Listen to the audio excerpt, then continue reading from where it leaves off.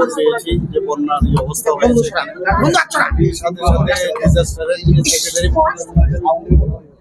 যে আপনি তাড়াতাড়ি দেখুন, চিফ সেক্রেটারি মহোদয়কে আমি ফোন করেছি দেখার জন্য, এবং সমস্ত যে বিষয়গুলো আছে আমার সাথে যা যা প্রয়োজন আমি দেখেছি সোশ্যাল মিডিয়ার মধ্যে অলরেডি সেখানে তাদেরকে রেস্কিউ করার জন্য বোটও চলে গেছে, সেখানে ডিএসআর থেকে আরম্ভ করে অন্যান্য যারা আপাতত আছে তারাও গেছেন সেখানে।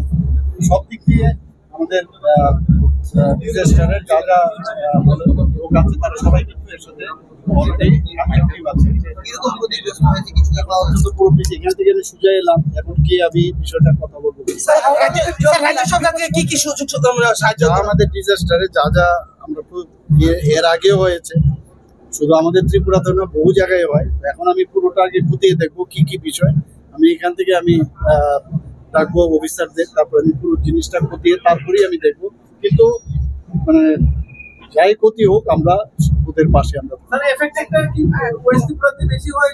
এখন কাছে আমার কাছে যা খবর আছে যে যেহেতু বৃষ্টিটা হয়েছে পাহাড়ে প্রচুর বৃষ্টি হয়েছে, সেখান থেকে এই জলটা এখানে চলে আসছে। স্যার, হাওড়া নদীর জল কি বিপদসীমার উপর দিয়ে বইছে? হাওড়া নদী তো আমি দেখলাম সেই রকম জল হয়েছে, সেই রকম ভাবে ইভেন গোমতী নদীও আমি দেখে এসেছি, তো সেই রকম ভাবে আমার হচ্ছে খবর নিয়ে এখন গেলে আমি বুঝতে পারবো।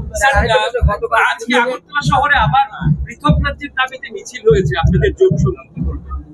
ওরা তো ওদের দাবি করতেই পারে না, ওদের কি বলবো, ওরা এইভাবে ওদের দাবি যা ওদের ইচ্ছা, এটা it is up to them, ওরা দাবি করতেই পারে।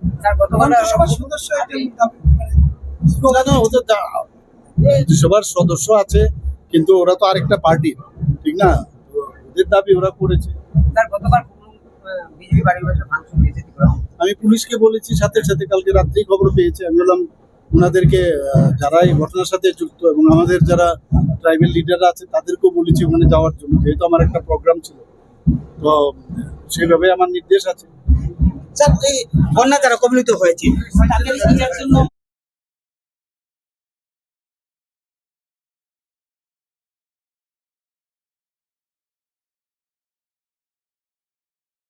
তৈরি আছে, কোনো অসুবিধা নেই। এমনকি আমি দেখবো কি পজিশন আছে এবং কি কি হেল্প ওরা করেছে এবং আগামী দিন আর কি কি হেল্প